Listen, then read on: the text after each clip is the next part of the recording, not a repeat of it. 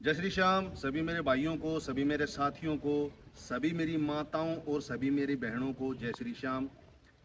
मैं आपका भाई योगेश जांगड़ा आपके अपने YouTube channel Shri Shyam motor vlog में आप सभी का स्वागत करता हूं। आज हम फिर आए हैं एक नया एपिसोड लेकर के, एक नई वीडियो लेकर के। हमने एपिसोड नंबर 1 से लेकर के एपिसोड नंबर 8 तक जो टोटल वीडियो बनाई हैं हमने, वो इस गाड़ी के ऊपर बनाई हैं। जो व्लॉग बनाए हैं हमने इस गाड़ी के ऊपर बनाए हैं। मैं इस गाड़ी के बारे में भी आपको कुछ जो विशेष बातें हैं वो मैं बताना चाहूँगा। आप YouTube के ऊपर भी देख सकते हो, गूगल के ऊपर भी देख सकते हो। ये सेवरलेट की क्रूज गाड़ी है, LTZ सनरूफ टॉप मॉडल गाड़ी है। ये सेवरलेट की क्रूज बहुत ही दमदार गाड़ी आती है। अब 2017 के बाद में कंपनी ने इस गाड़ी को बनाना इंडिया के लिए, इंडिया में जो मैन्युफैक्चरिंग थी इस गाड़ी की, बिल्कुल बंद कर दी है। उस बारे में भी मैं आपको जानकारी बताना चाहूँगा विस्तार से, क्योंकि ये कहते हैं कि भाई इस गाड़ी की मार्केट नहीं है। मार्केट न होने का कारण भी मैं आपको बताना चाहूँगा कि मार्केट क्यों नहीं है। मार्केट बहुत अच्छी गाड़ी है, वो हमारी मन की बातें हैं कि मार्केट नहीं है गाड़ी की। क्योंकि कंपनी अगर कोई भी देश हो, इंडिया हो, कोई भी बाहर का देश हो, अगर वहाँ से जो कंपनी गाड़ियों को बनाती है, गाड़ियों को शोरूम के अंदर भेजती है, डीलर को भेजती है, और जिस देश में वो कंपनी उस गाड़ी को बनाना बंद कर देती है, डिसकंटिन्यू कर देती है, तो हर आदमी के दिमाग में ये बातें हो जाती हैं कि भाई इस गाड़ी की मार्केट नहीं है और इसका सामान कहाँ से मिलेगा। इंडिया में जो गाड़ियां चलती हैं हमारे भारतवर्ष में, हमारे हिंदुस्तान में, जैसे टाटा है, महिंद्रा है और मारुति है, वो गाड़ियां हमारे दिलों के अंदर क्यों बसती हैं, हम उन गाड़ियों को ज़्यादा पसंद क्यों करते हैं, वो कारण भी मैं आपको बताना चाहूँगा। उसका कारण ये है कि ये जो तीनों प्रोडक्ट हैं और इसके जो ओनर हैं वो भारतीय हैं, और उनको हर आदमी की बातों का, हर आदमी की भावनाओं को, उनके बारे में सब बातों का पता है कि हिंदुस्तान के आदमी को, हिंदुस्तान के इंसान को, हिंदुस्तान का जो गाड़ी रखने का इच्छुक है व्यक्ति, उसको क्या क्या चाहिए उस गाड़ी के अंदर। तो ये बातें बहुत अहमियत रखती हैं। हमारे भारतवर्ष में, हमारे हिंदुस्तान में, हमारे भारत में आज एक से एक बड़ी कंपनी आ रही हैं। बस ये समझो कि गाड़ियों की होड़ लगी है। कंपनी एक से एक बढ़िया गाड़ी बनाने के लिए मार्केट में आ रही है। ऑटो एक्सपो में दिखाते हैं कि हम ये गाड़ी पेश करेंगे, हम ये गाड़ी लेकर के आ रहे हैं, इसमें ये सुविधा देंगे, और सभी बातें मैं आपको बताना चाहता हूँ। जो मेन मुद्दे की बात है, अब जैसे कह देते हैं भाई इस गाड़ी की मार्केट नहीं है, उसका कारण मैं आपको बता देता हूँ। जैसे कंपनी ने आज गाड़ी को लॉन्च किया, वो गाड़ी जैसे कंपनी 2025 में जो गाड़ी लॉन्च करेगी, ऑटो एक्सपो में जो गाड़ी दिखाएगी, उस गाड़ी के तमाम पार्ट्स बनने 2 साल पहले तैयार हो जाते हैं। और गाड़ी की मार्केट न होने का विशेष कारण यही है कि केवल डीलर तक, जो गाड़ी के डीलर होते हैं, गाड़ी का शोरूम होता है, वहीं तक पार्ट अवेलेबल मिले। जैसे हमने गाड़ी ले ली, कोई भी नई गाड़ी ले ली, और हम उसका काम सिर्फ और सिर्फ डीलर के पास शोरूम पर ही करवा सकते हैं, और मार्केट में अगर उसका सामान नहीं मिलेगा तो उस गाड़ी की मार्केट नहीं होगी, और वो गाड़ी मार्केट में ज़्यादा दिन तक नहीं चलेगी। उसका कारण ये है कि जैसे हमें तो गाड़ी का काम करवाना ही पड़ेगा, और वो गाड़ी डीलर के पास जाएगी शोरूम के ऊपर, जो शोरूम का वर्कशॉप होता है, वो अपनी मन मर्जी का रेट लगाएंगे। अगर वो चीज़ हमें मार्केट में मिल जाएगी तो उसके अंदर ना तो ज़्यादा GST लगेगा और ना हम परेशान होंगे, क्योंकि सामान हमें मार्केट में मिल जाएगा। तो कंपनियां क्या करती हैं, जैसे गाड़ी आज लॉन्च कर दी कंपनी ने, कोई भी गाड़ी बना दी, तो उसका जो बेस बनाते हैं गाड़ी, उसका जो तमाम सामान है 2 साल पहले ही बनना शुरू हो जाता है, दिखाते हैं हमें 2 साल के बाद में। अगर वो सामान हमें मार्केट में अच्छी तरह से मिल जाता है, आम आदमी तक पहुंच जाता है, तो उस गाड़ी की मार्केट होगी, क्योंकि हमें सामान मिल जाता है, वो गाड़ी अच्छी है। ये है सेवरलेट की क्रूज गाड़ी, और जिसको कि हम बोलते हैं डीजल का रॉकेट। आप YouTube के ऊपर भी देख लेना, गूगल के ऊपर भी सर्च मार लेना। ये मेरे पास 5वीं गाड़ी है। किसी भाई को ये लगता हो भी गाड़ी के अंदर परेशानी है, दिक्कत है, पूरी सेडान गाड़ी है। और जब हम इस गाड़ी को चलाते हैं तो पूरी की पूरी लग्जरी गाड़ी वाली फीलिंग आती है। और सबसे बड़ी बात यह है कि गाड़ी हम कितना भी लॉन्ग ड्राइव कर लें, गाड़ी में कोई भी परेशानी नहीं होती। अब लोग कहते हैं भाई इस गाड़ी की मार्केट नहीं है, उसका कारण भी यही है कि केवल इस गाड़ी का टोटल सामान, एक तो इस गाड़ी का सामान कॉस्टली था। इसका एक चिमटा अगर नया लेकर के आएंगे तो 18,000 रुपये का एक चिमटा है इसका। हेडलाइट अगर हम ओरिजिनल लेंगे तो 12,000 रुपये की एक हेडलाइट है इस गाड़ी की। सामान इसका कॉस्टली, उसका कारण ये है कि कंपनी के जो जो कंपनी मैन्युफैक्चरिंग थी, जो कंपनी का जो जहाँ से गाड़ियाँ बन कर आती हैं कंपनी से, वो तमाम जो बातें कंपनी ने ध्यान में नहीं रखी और वो डीलर को ही सामान देती रही। आम आदमी तक वो चीज़ें पहुंचनी बंद हो गई, पहुंच नहीं पाती थी।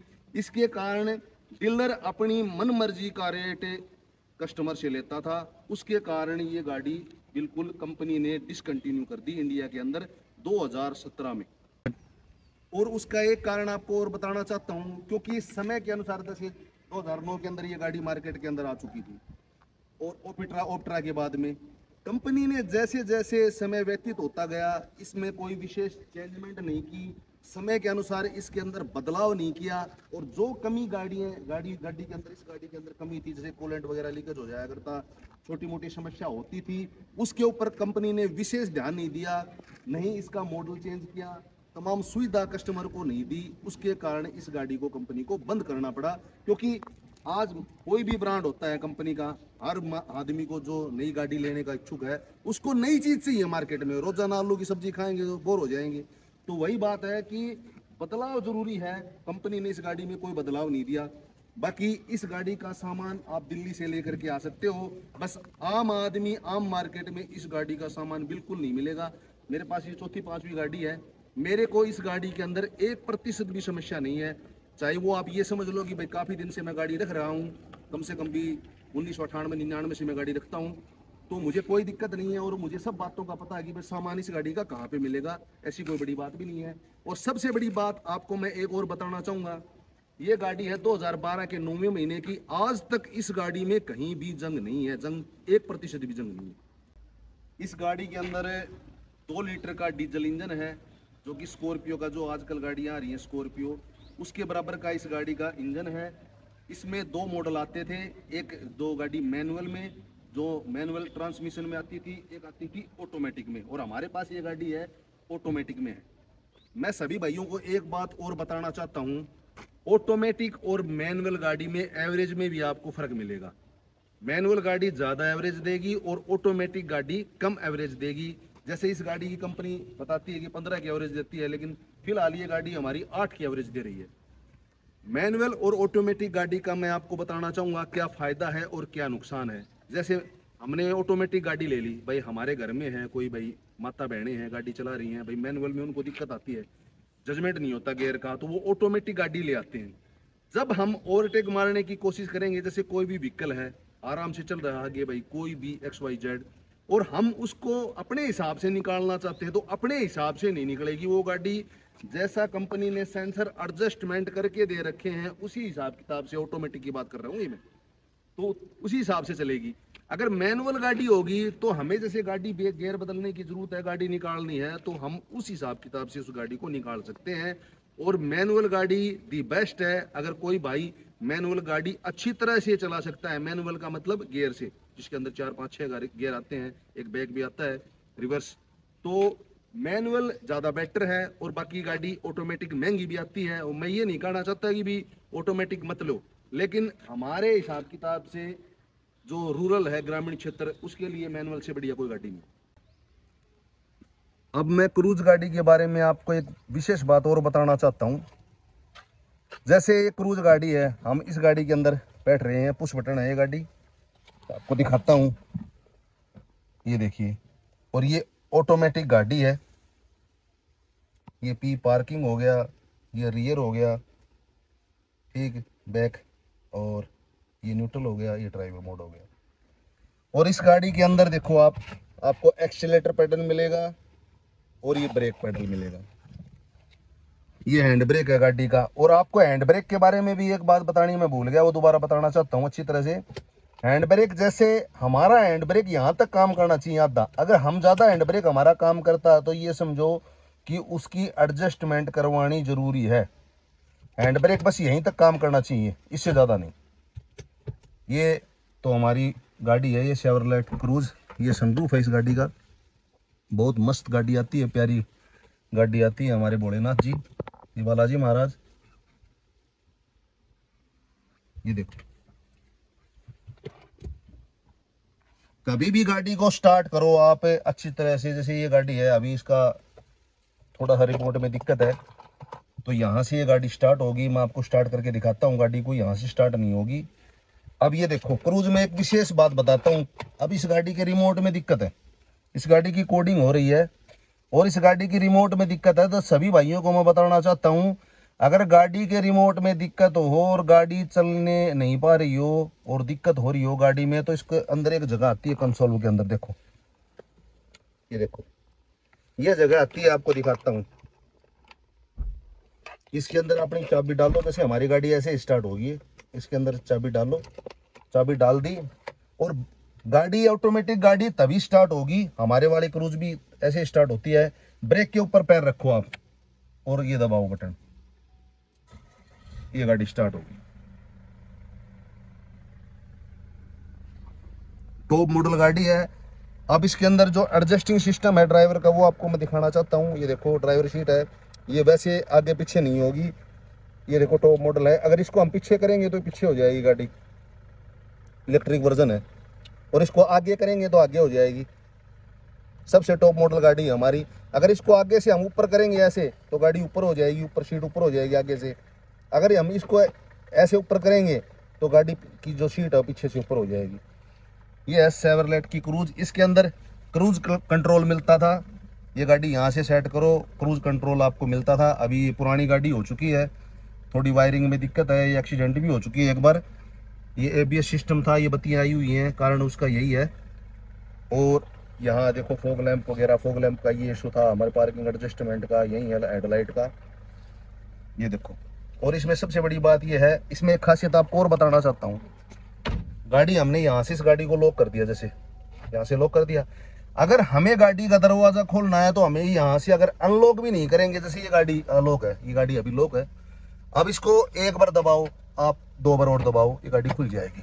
और गाड़ी के जो तमाम लोग हैं, देखो वो गाड़ी के लोग ऐसे के ऐसे हैं, ये देखो। तो इस गाड़ी के अंदर और फीचर इसके अंदर बहुत बढ़िया है। अब दिखाओ, अगर जैसे ड्राइवर साइड का ग्लास हमें सेट करना है, इसको देखो। किसी भी भाई को एक बात मैं और बताना चाहूँगा, जैसे आजकल ये सेटिंग वाला आता है, ये स्विच आता है। अब जैसे ये नो भाई आगे अंदर देखो, इसके अंदर ये देखो। अब इसको बीच में रखेंगे, लेफ्ट साइड में रखेंगे, तो हम इसको ऐसे दबाएंगे तो लेफ्ट साइड वाला गिलास एडजस्टमेंट हो जाएगा। इस साइड में करेंगे, देखो इस साइड में करेंगे तो ये अंदर बाहर हो जाएगा, अपने हिसाब किताब से पता चल जाएगा। इसको ऐसे घुमाएंगे तो राइट साइड का गिलास इसके अंदर लिख रखा है, ठीक है। और ये न्यूट्रल हो गया, आपको पता ही है। ये देखो, टॉप मॉडल गाड़ी है। ये सनरूफ है, सनरूफ इसका काम नहीं कर रहा है, ये सनरूफ है, बहुत पहले आ चुका था, 2009 मॉडल में ही आ चुका था सनरूफ। अब हम इस गाड़ी को जैसे चलाते हैं तो हमने पहले ब्रेक के ऊपर पैर रख दिए। ब्रेक के ऊपर पैर देखो मैंने रख रखा है, और ऑटोमेटिक गाड़ी की बता रहा हूँ आपको। ब्रेक के ऊपर पैर रखो आप, हैंड ब्रेक को नीचे कर दो बिल्कुल। अब यहाँ एक इसका खटका आता है, देखो आपको दिखा रहा हूँ मैं, ये वाला आएगा, इसको दबाओ आप। इसको दबा करके अब इसको यहाँ पे रियर में ले आए, न्यूट्रल ले आए, देखो गियर बक्से को। अब इसको दबा के करना पड़ेगा। अब ये पार्किंग मोड में है, इसको हमने, ये आ गया रियर, बैक, न्यूट्रल, आगे ड्राइव मोड पे आ गया। और इसके अंदर भी आपको ऑटोमेटिक गाड़ी है, जो खास करके मैं क्रूज की बता रहा हूँ। दूसरी गाड़ी मैंने ऑटोमेटिक इतनी चलाई नहीं है, मैनुअल गाड़ी ज़्यादा चलाई है। अब इसके अंदर भी फर्स्ट, सेकंड, तीसरा और चौथा गियर भी लगते हैं, मैं आपको दिखाना चाहूँगा। ये देखो गाड़ी अब चल पड़ी है। अब इसके अंदर यहाँ लगाओगे, देखो प्लस माइनस दे रखे हैं, यहाँ पे निशान है। इस गाड़ी का बहुत ही लग्जरी इंटीरियर आता था। 2017 तक तो गाड़ी आई थी, उसके बाद में कंपनी ने डिसकंटिन्यू कर दिया इस गाड़ी को। ये देखो इसके अंदर हम इसको ऐसे लगाएंगे ना तो गाड़ी में पहला पहला गेयर डल गया। देखो ये देखो दिखा गया। अब इसको वापस हम इस साइड में करेंगे। अब देखो डी दिखा रहा है ड्राइवर मोड पे, और इस गाड़ी के अंदर पहला गेयर आ गया। पहला गेयर आपको दिखाता हूँ अभी, देखो थोड़ा चला के। अब जैसे गाड़ी को पहला गेयर आ गया, ये चल पड़ी गाड़ी हमारी। अब हम इसके अंदर दूसरा गेयर भी लगता है। ये देखो ये दूसरा गेयर लग गया। अगर दूसरा गेयर वहां दिखा रही है, देखो अब वापिस हो गई। अब इसमें दूसरा गेयर दिखाएगी। ये देखो डी ड्राइवर मोड पे है। दूसरा गेयर जिस हिसाब से हम लगाएंगे गेयर दिखाएगी। और वापस से चलते टाइम हम इसको राइट साइड में भी कर सकते हैं, कोई दिक्कत वाली बात नहीं है।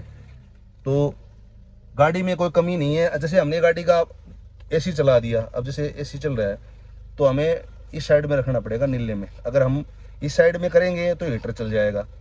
और ये एसी चल गया। इसका क्या मतलब होता है, इसको हमें एसी चलाते हैं ना तो इसको हमें बंद रखना पड़ेगा। ऐसे बंद है ये, इसको खोल देंगे तो आगे से जो जालियां आती है ना, मैं दिखाऊंगा आपको।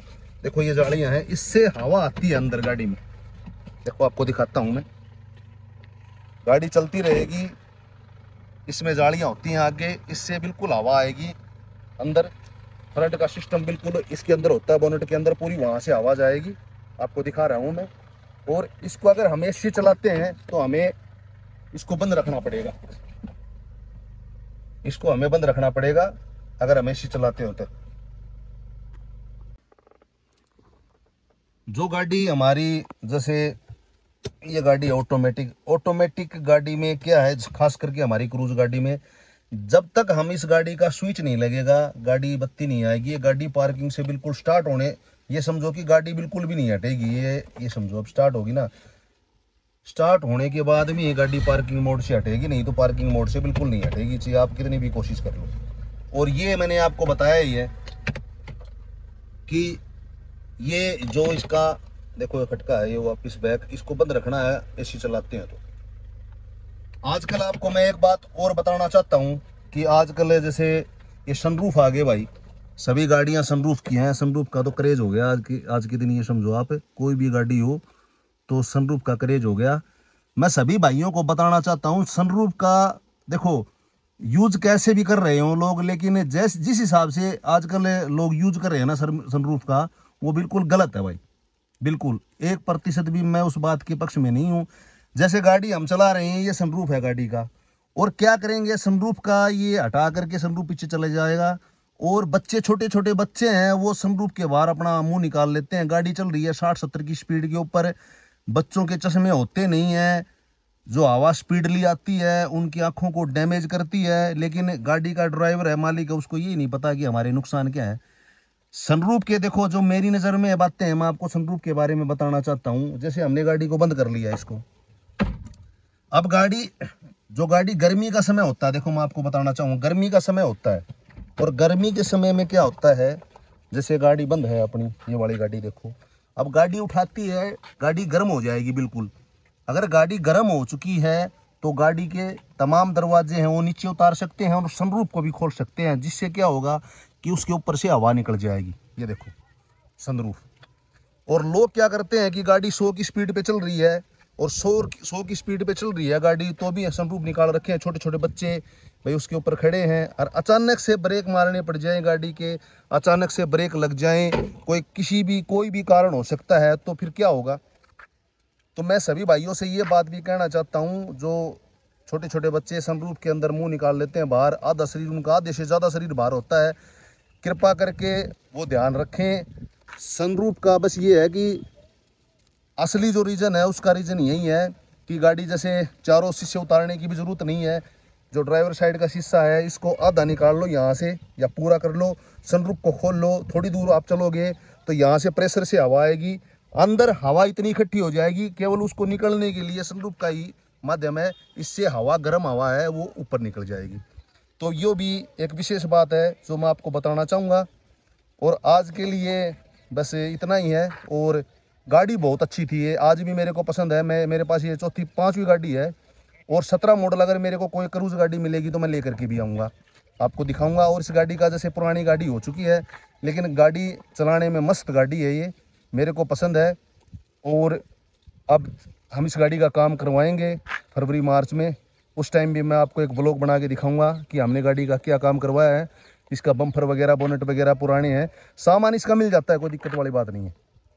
इसकी डिग्गी का स्पेस देखो भाई कितना बड़ा है, घर का पूरा सामान आ जाए इसके अंदर, कोई भी सामान लेके आना हो। दिखा भाई डिग्गी दिखा, इसका डिग्गी का स्पेस देखो भाई, बहुत ज़्यादा स्पेस है।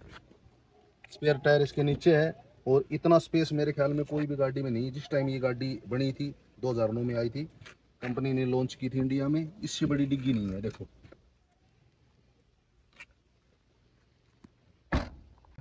और ज़्यादा जानकारी प्राप्त करने के लिए आपके अपने YouTube channel Shri Shyam motor blog को ज़्यादा से ज़्यादा शेयर करो, लाइक करो और सब्सक्राइब करो। और मिलते हैं कल नई वीडियो के साथ। जय श्री श्याम।